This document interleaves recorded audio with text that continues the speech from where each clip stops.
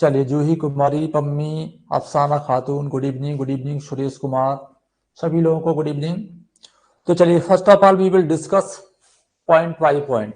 पहला पॉइंट है हमारा, सबसे पहले I wandered lonely as a cloud, you know very well. इसको हम डैफोडिल्स के नाम से भी जानते हैं, क्योंकि इस पोएम में जो पहला और मुख्य सब्जेक्ट है वो डैफोडिल्स है, यानी कि जो फ्लावर्स हैं जो विलियम वर्ड्सवर्थ ने देखे हैं उसी पर ये पोएम पूरी बेस्ड है। That is why I wandered lonely as a cloud को हम डैफोडिल्स के नाम से भी जानते हैं। ये क्या है? एक लिरिक पोएम है, बेसिकली लिरिक पोएम है, और एक रोमांटिक पोएम की कैटेगरी में भी आती है।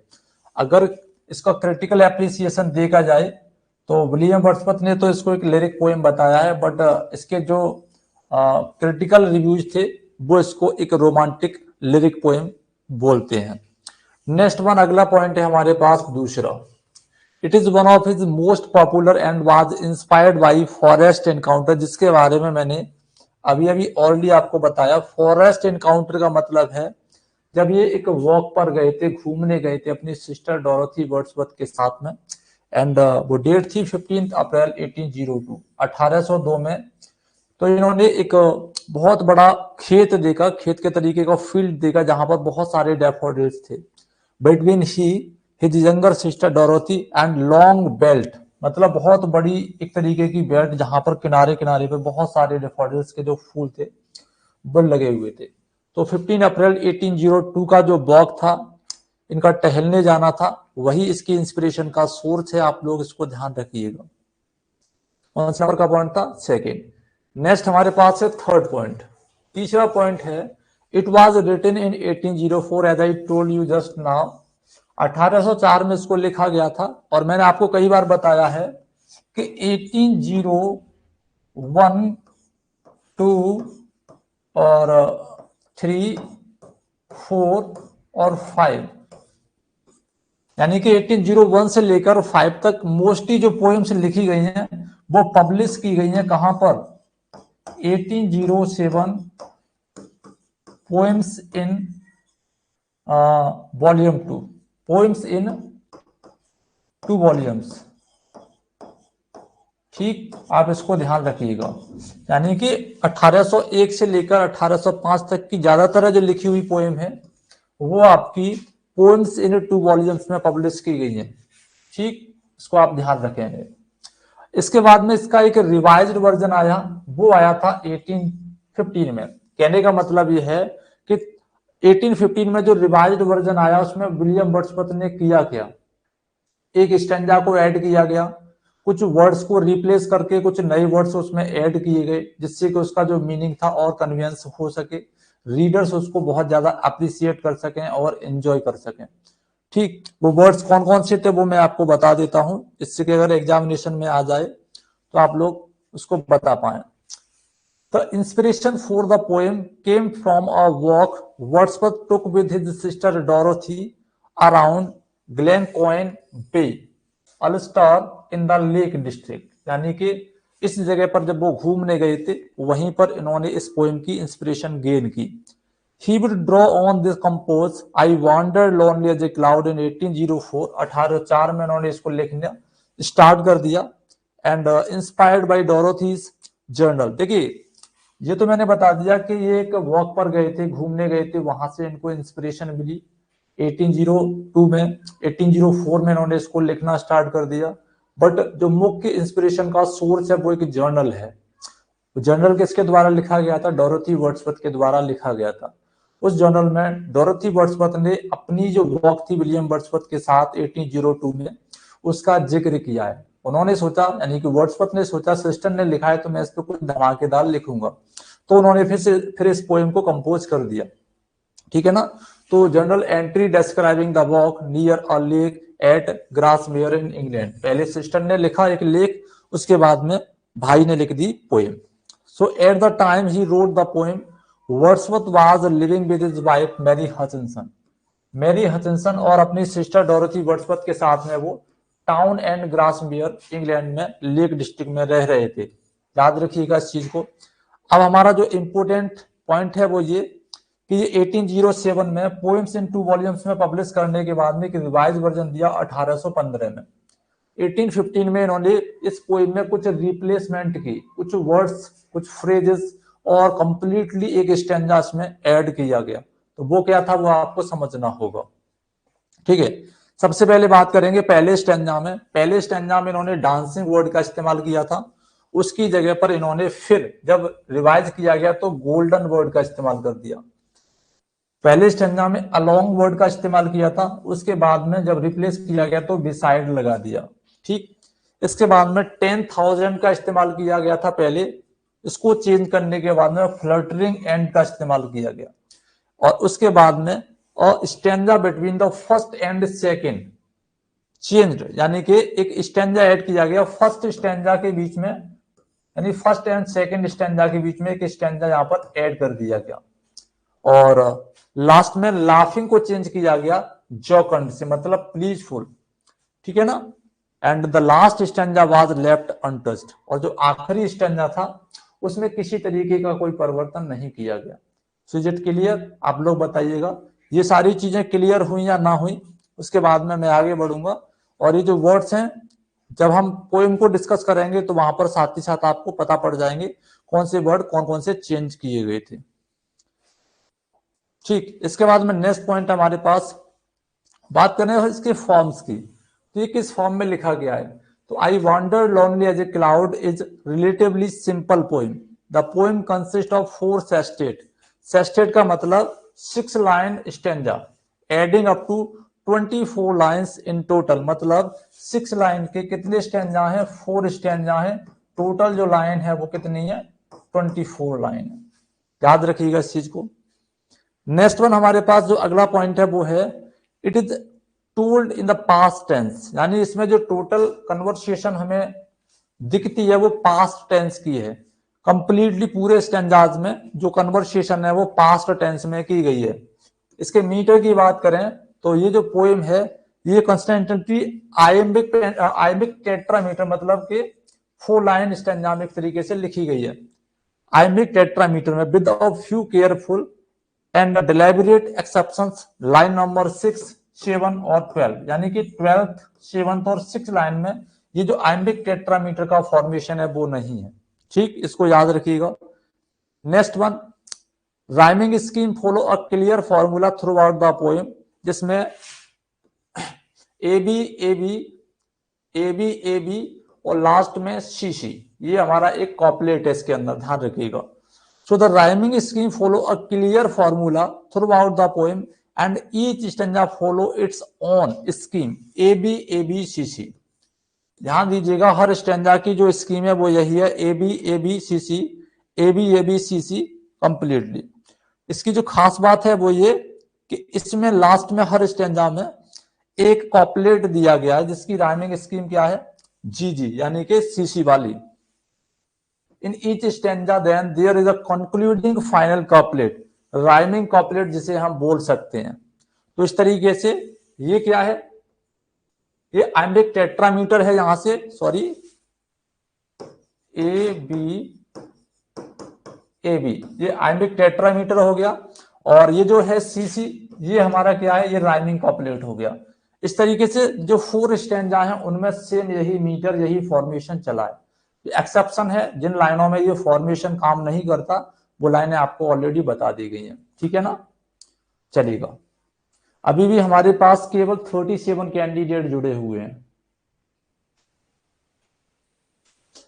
आगे बढ़ते हैं। Next, the poem is spoken in the first person. अगर इस पोएम की बात करें तो ये पोएम जो लिखी गई है ये फर्स्ट पर्सन परसेप्टिव से लिखी गई है completely, and Indeed deals with the speakers own memory, यानी कि जो पोएट है उसकी खुद की मेमोरी से संबंधित ये पोएम है। The speaker has selected this memory as significant and it is up to the poem to justify why, यानी कंप्लीटली इस पोएम में जो वर्ड्सवर्थ है उनकी मेमोरी को ऐड किया गया है, जिसमें उन्होंने ये भी बताया है कि ये पोएम उनके लिए कितनी ज्यादा महत्वपूर्ण है, जो मेमोरीज है उनके लिए कितनी ज्यादा महत्वपूर्ण है।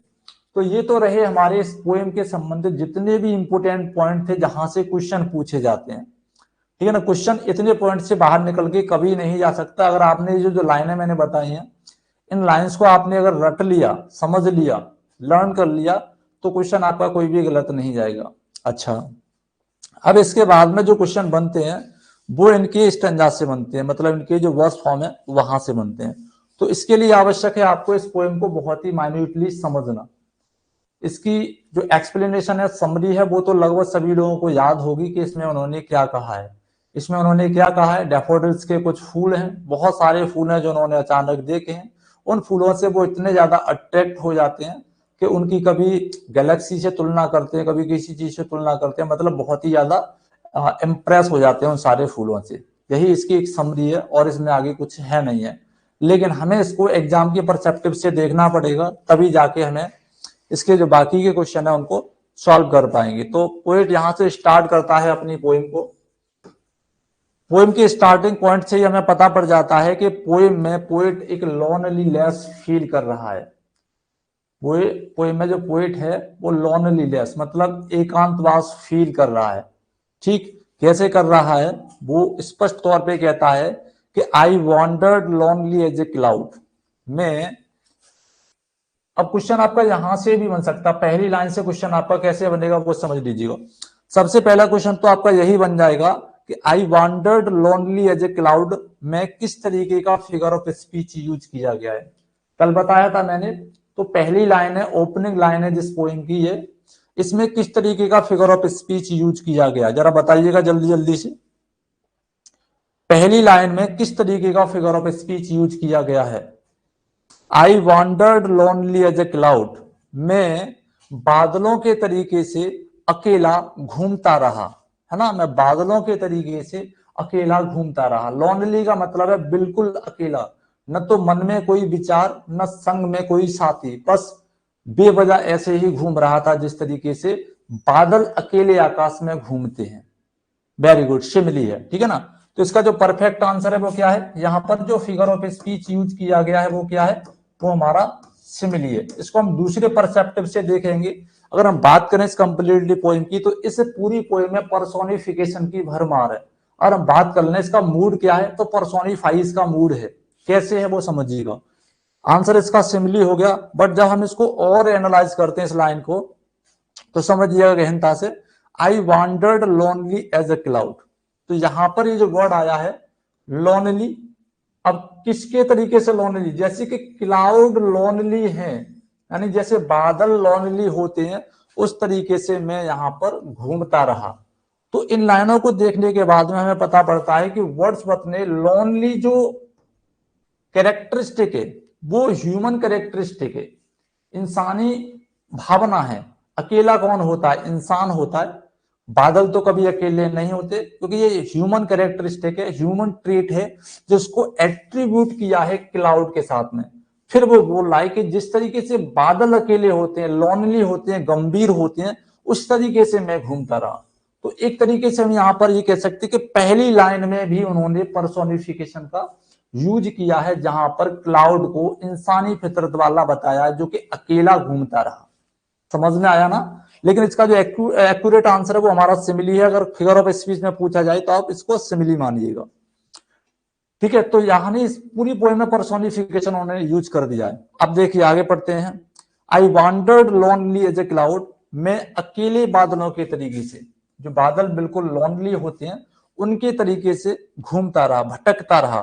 That floats on high over vales and hills, वे बादल जो अकेले फ्लोट्स मतलब तैरते हैं, हवा में तैरते हैं, हाई ओवर यानी बहुत ऊपर, वेल्स का मतलब घाटियों पर, यानी हिल्स का मतलब पहाड़ियों पर। तो उन बादलों के तरीके से जो अकेले घाटियों में ऊपर तैरते हैं, पहाड़ियों पर ऊपर मंडराते हैं, उन बादलों के तरीके से मैं अकेला घूमता रहा। क्लियर, तो याद रखिएगा।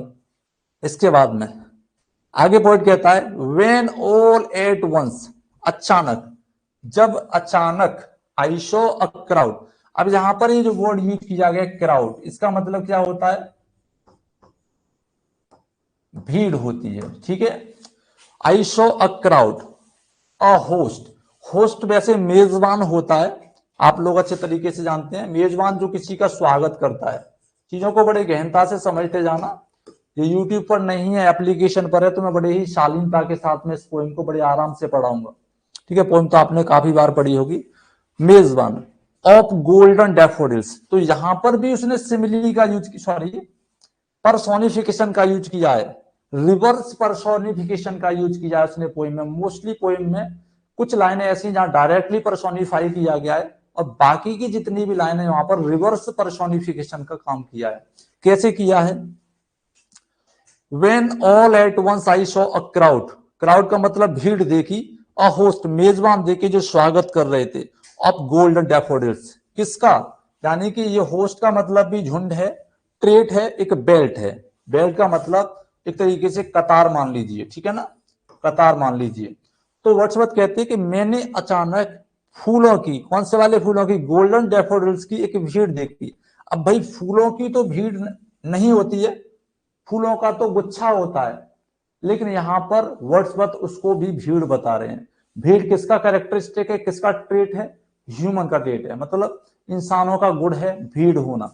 तो यहां पर भी उन्होंने इनडायरेक्टली रिवर्स वे में डैफोडिल्स को क्राउड बताया है, याद रखिएगा। तो वर्ड्सवर्थ सिंपली कहते हैं कि मैंने अचानक क्या देखा, डैफोडिल्स का एक बहुत बड़ा लाइन देखा, एक चेन देखी, एक वेल्ट देखी। कहां देखी उसने? बेसाइड द लेक, यानी कि लेक के किनारे, झील के किनारे। बेनीथ द ट्री, पेड़ों के नीचे। फ्लटरिंग एंड डांसिंग, अगेन यहां पर क्या है? पर्सोनिफिकेशन है। फ्लटरिंग का मतलब फड़फड़ाते हुए, हिलते डुलते, इधर उधर झूमते हुए, ठीक है। एंड डांसिंग मतलब नाचते हुए। तो ये तो स्पष्ट तौर पे हो गया कि ये वाले जो ट्रेट्स हैं, फ्लटरिंग एंड डांसिंग, ये ह्यूमन ट्रेट हैं और स्पष्टली है, डायरेक्टली जहां पर पर्सोनिफाई किया गया है। तो fluttering and dancing in the breeze, और मैंने इन डैफोडिल्स को फड़फड़ाते, हिलते जुलते, मडराते और डांस करते हुए देखा इन द ब्रीज, इस हवा के झोंकों में। क्लियर हुआ?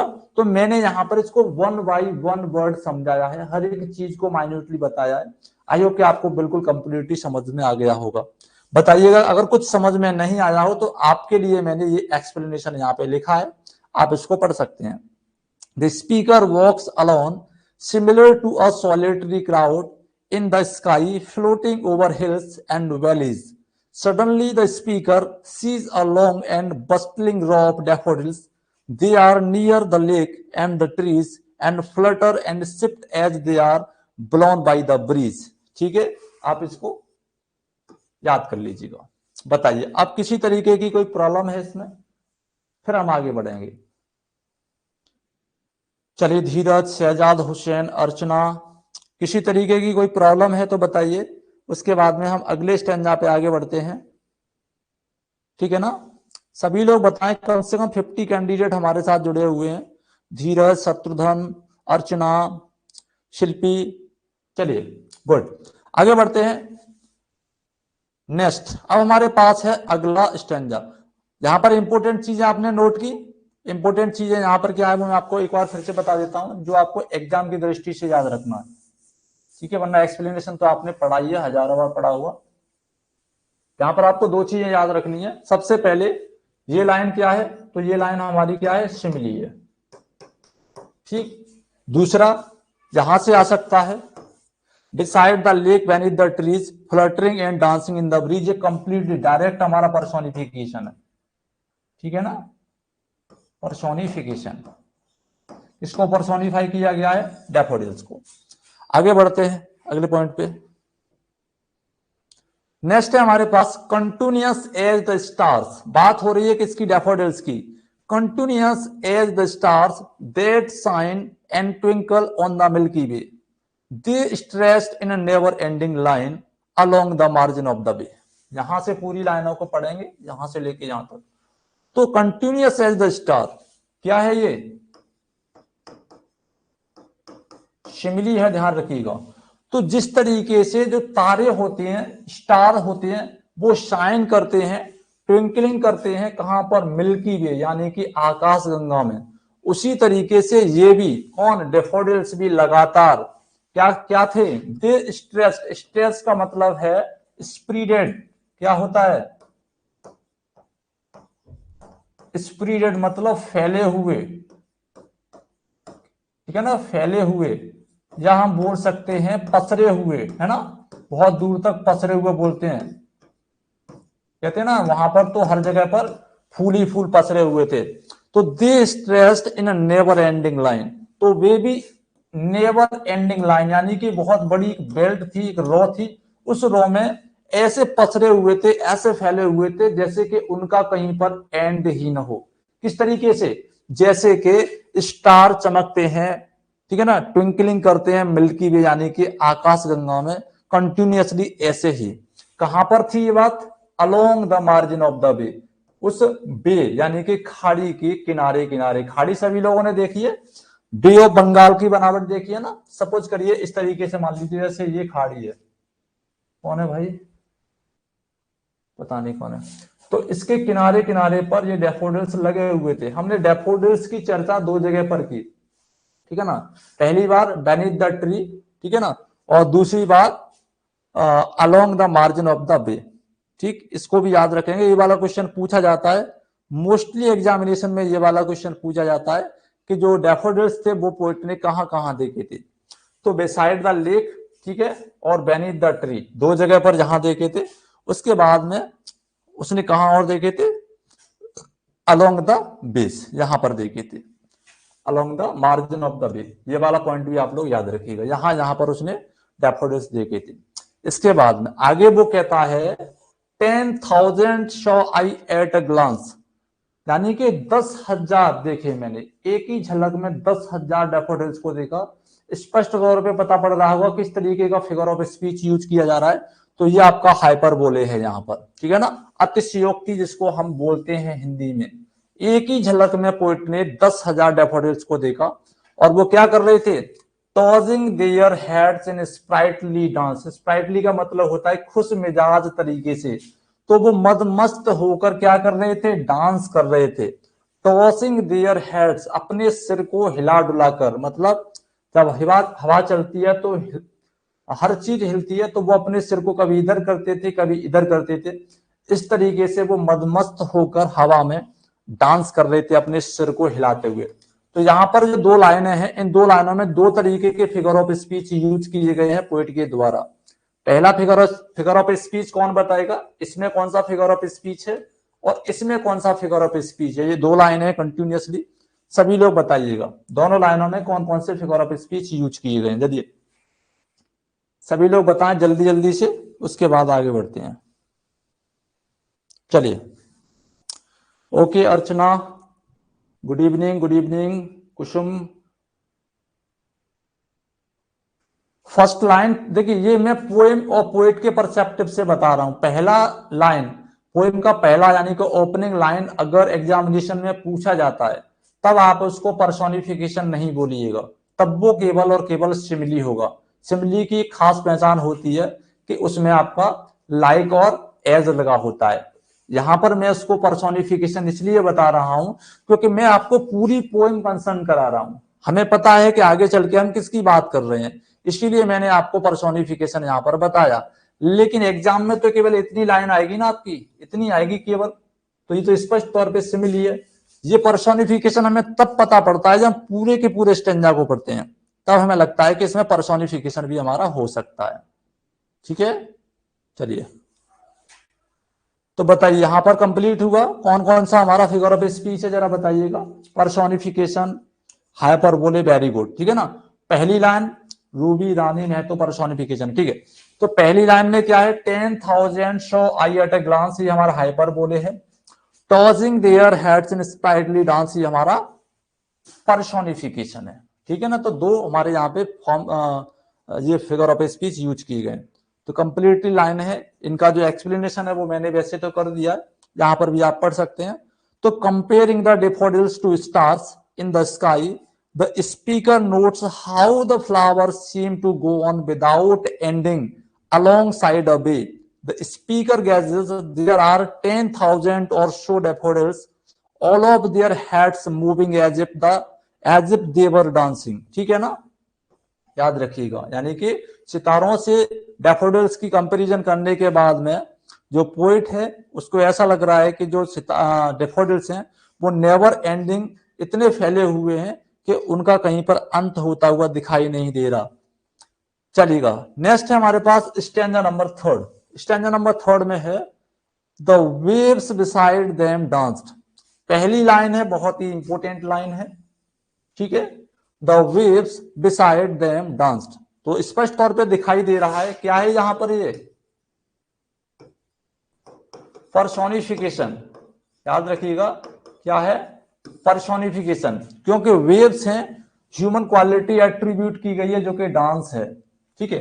तो पोइट कह रहा है द वेव्स बिसाइड देम, अब उस बे यानी कि खाड़ी की मार्जिन पर डैफोडिल्स लगे हुए हैं, उसी के नजदीक में क्या है, एक रिवर बह रही है या फिर लेक समझ लीजिए, तो उसकी जो लहरें हैं वे डांस कर रही हैं, क्लियर, यानी कि लहरें जो हैं उन डैफोडिल्स के किनारे पर डांस कर रही हैं उनके नजदीक। लेकिन आगे वो पोइट बोल रहा है बट दे आउटडिड, आउटडिड का मतलब है फेल कर देना, आउटडिड का मतलब है पीछे छोड़ देना, आउटडिड का मतलब है किसी दूसरी चीज से बेस्ट करना, अच्छा करना, ठीक है। बट दे आउटडिड, लेकिन वे ज्यादा कर रही हैं, कौन ज्यादा कर रहे हैं, डैफोडिल्स ज्यादा कर रहे हैं, the sparkling waves in the गिली, यानी कि पोइट का कहना यह है कि जो वेव्स हैं वे उन डैफोडिल्स के पास में डांस कर रही हैं उसके नजदीक में, लेकिन जो डैफोडिल्स हैं वो ज्यादा खुश नजर आ रहे हैं, स्पार्कलिंग वेव्स इन गिली, यानी कि खुशी खुशी में उस वेव से ज्यादा खुश नजर आ रहे हैं, ठीक, याद रखिएगा।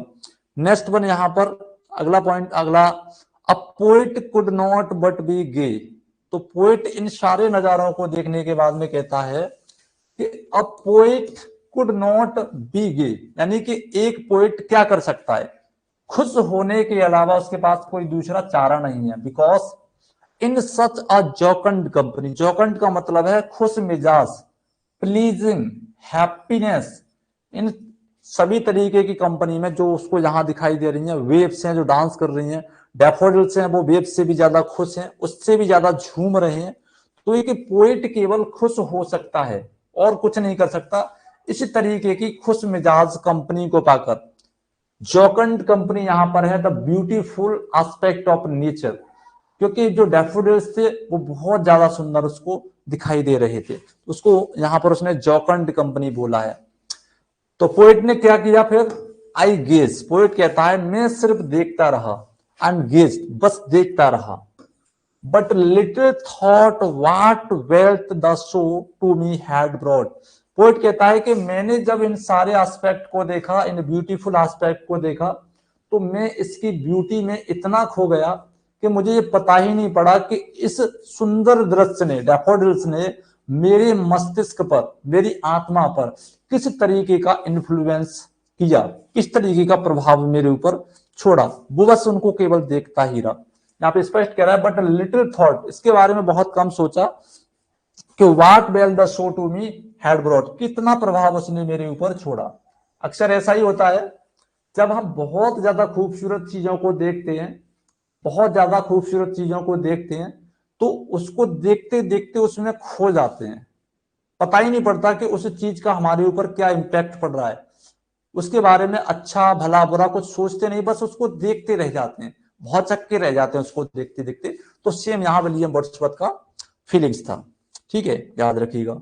आगे इसको एक्सप्लेन किया गया है, तो near the daffodils the waves are glinting on the way and daffodils seem more joyful to the speaker than the waves, यानी कि उन डैफोडिल्स के पास में ही जो वेव्स हैं वे बहुत अच्छे तरीके से चल रही हैं, ऐसा लग रहा है जैसे कि डांस कर रही हैं, लेकिन पोइट को डैफोडिल्स बहुत ज्यादा खुश नजर आ रहे हैं, जॉयफुल मूवमेंट में दिखाई दे रहे हैं वेव्स से ज्यादा।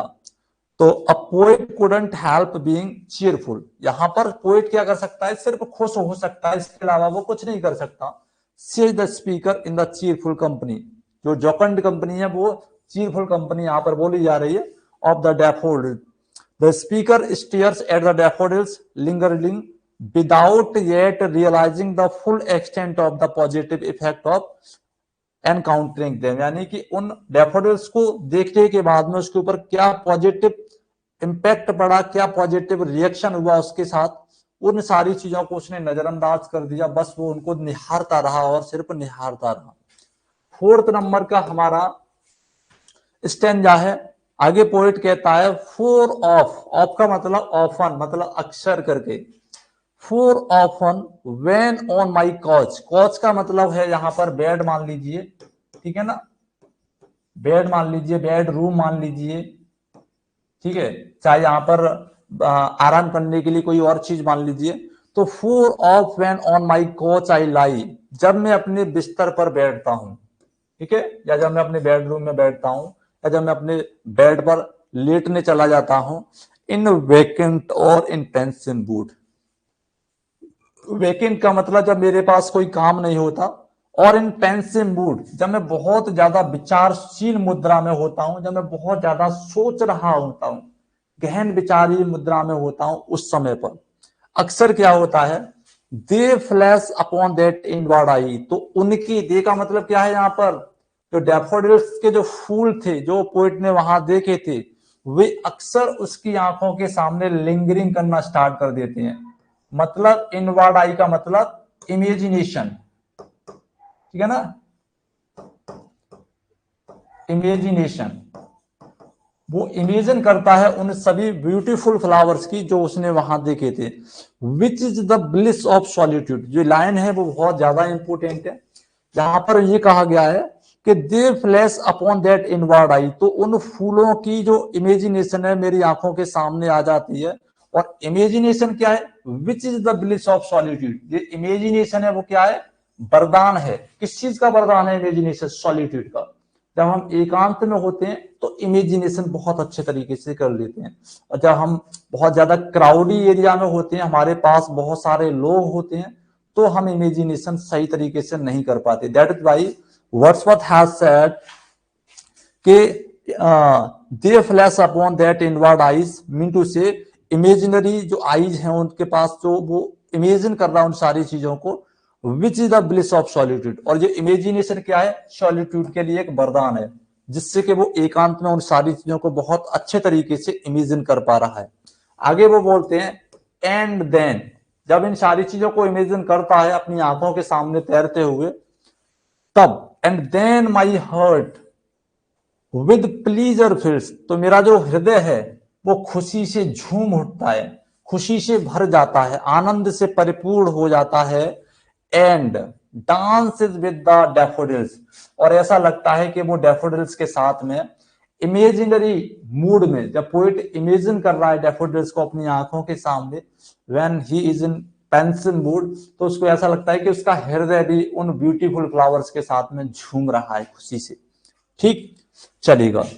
तो ये यहां पर इसका मैंने लाइन वाइज एक्सप्लेनेशन किया है, वहां पर मैंने वर्ड टू वर्ड कर दिया। So after the experience with the daffodils, the speaker often lies on the couch either absent minded और थॉटफुल, यानी कि अक्सर जब वो डैफोडिल्स को देखने के बाद में अपने कमरे में, अपने बेड पर, अपने बिस्तर पर, अपने सोफे पर बैठता है, चाहे तो एब्सेंट माइंडेड हो या फिर वो थॉटफुल यानी पेंसिव मूड में हो, तो क्या होता है, it is then that the daffodils come back to the speaker's imagination memory. It means it is the access to which is the gift of solitude. Imagination क्या है, सॉलिट्यूड का एक गिफ्ट है। And fills the speaker with the joy as his mind dances with the daffodils, ऐसा लगता है कि उसका माइंड, उसका मस्तिष्क, उसका हृदय भी उन डैफोडिल्स के साथ में डांस कर रहा है। ठीक है, चलिए, तो ये हमारी पोएम कंप्लीट हो गई। आई होप कि आपको बिल्कुल इजीली समझ में आ गया होगा। यहां पर किसी तरीके की कोई कंफ्यूजन रह गई हो, कोई क्वेश्चन रह गया हो, या कोई ऐसा फैक्ट हो जो मैंने नहीं समझाया हो, आप मुझे पूछ लीजिए, उसके बाद में हम आगे बढ़ेंगे। ठीक है, चलिए, कुमारी, कुसुम, हाँ बिल्कुल ठीक है, प्रेम प्रकाश, सभी लोग बताएं, किसी तरीके का कोई क्वेश्चन हो तो आप लोग पूछ लीजिएगा। चलिए।